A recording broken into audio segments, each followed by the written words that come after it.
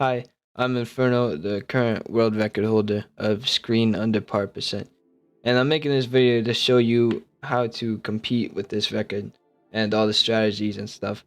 I'm gonna be showing you where to aim your disc and how to grab it. That sounds weird, but uh, there's a lot of things go into it, so I'll be showing you all of that.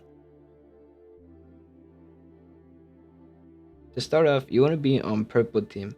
It doesn't matter in the beginning, but near the later game you'll see why. Hole number one, you want to move forward just a little bit so you can grab the disc. And when you throw it, you want your cursor to be aiming just a little bit above the orange tree. And on hole two, I move a little bit ahead of the disc so I can get a little extra distance. And on this hole, you're aiming at another orange tree, but you're aiming at the middle of this one. Moving on to hole 3, I set myself a little bit to the side of the disc so that I can line myself up with the goal. The aiming on this one is pretty tough because there's no real precise spot to aim, but I try to keep level with the top of the green tree, and it usually gets me a hole in one. An important thing to note is that Rec Room physics will slightly move your disc in a way depending on which arm you use to throw it. So if you use your left hand, it's going to move slightly to the left. So you want to offset your cursor a little bit to the right. And it's vice versa too. So if you use your right hand to throw, then you want to move your cursor a little bit to the left. This is only really important on longer throws because the further away that you throw it, the more it's going to move the other way. So you just want to make sure that you're aiming everything correctly. And a real simple thing here, I jump over the fence, and I'm not sure if it's faster, but I think it is. Alright, so hole 4 is a pretty tough one too. On this one, it's really important to offset your cursor. The way I aimed this one was level with the peak of the mountain on the right, and then that should give you a hole in one.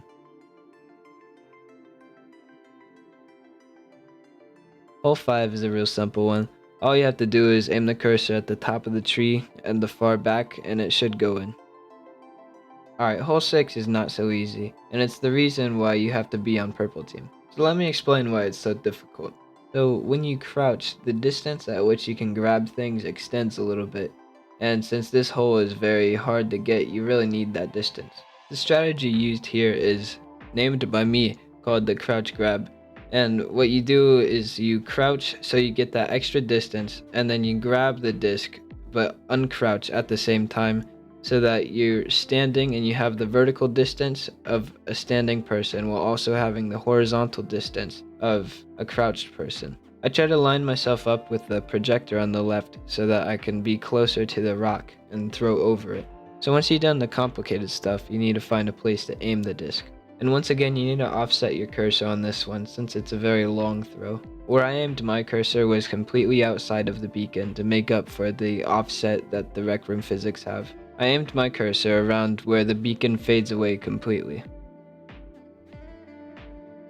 So hole 7 is pretty self-explanatory. You just have to aim over the rock and get the offset correctly. I don't really have a trick for this one, but you could try staying level with the peak on the right and that would line you up pretty well.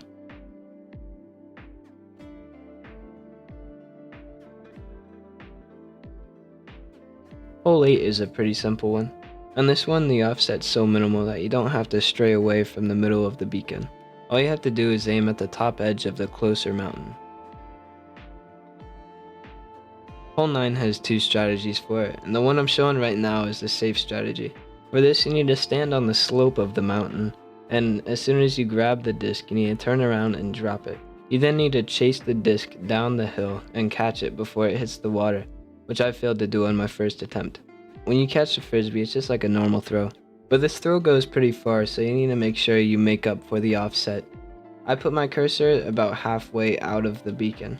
Again, I don't have any tricks for this one, but you could line it up with this leaf here, and it would line you up pretty well. So what happens when you do the safe strats is that the disc goes over the rock and it slides on the ground and taps the post. But it's not over yet, because I said there was 2 strategies.